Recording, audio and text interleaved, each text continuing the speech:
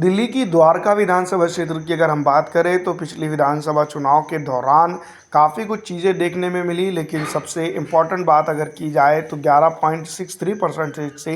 Bharatiya Janata party का जो growth रहा है वो काफ़ी इस चर्चा का विषय बनकर उभरा है। 71,003 वोट हासिल करके विनय मिश्रा आम आदमी पार्टी के प्रत्याशी के तौर पर यहाँ पर जीत तो दर्ज कर गए, लेकिन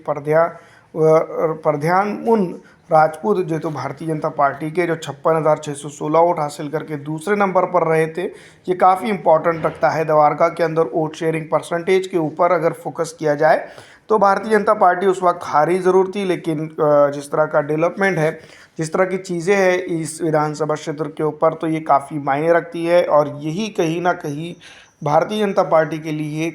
जो है तो पॉजिटिव होता हुआ दिखाई दे रहा है। और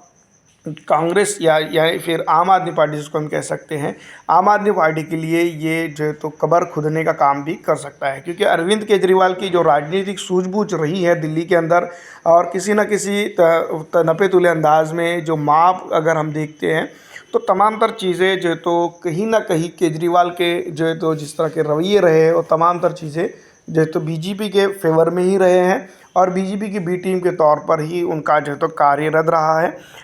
बहुजन समाज हो, पिछड़ा हो, अति पिछड़ा हो, आरक्षित समाज हो, मुस्लिम समाज हो, जिस तरह से उनका रवैया इन लोगों के साथ रहा है वो कहीं ना कहीं यहाँ पर जो है तो इस बार विधानसभा के चुनाव के दौरान जो है तो दिखा देगा कि कौन कहाँ है और किस तरह से जो है तो उनकी पकड़ है। क्योंकि पिछली विधानसभा चुनाव की अगर हम तुलनात्मक स्थितियों का भी जायज़ा लेते हैं तो अरविंद केजरीवाल का जो रवैया रहा है वो सीधी तौर पर भारतीय जनता पार्टी के जिस तरह के कार्य रहे हैं उसी तरह से जो है तो उनका काम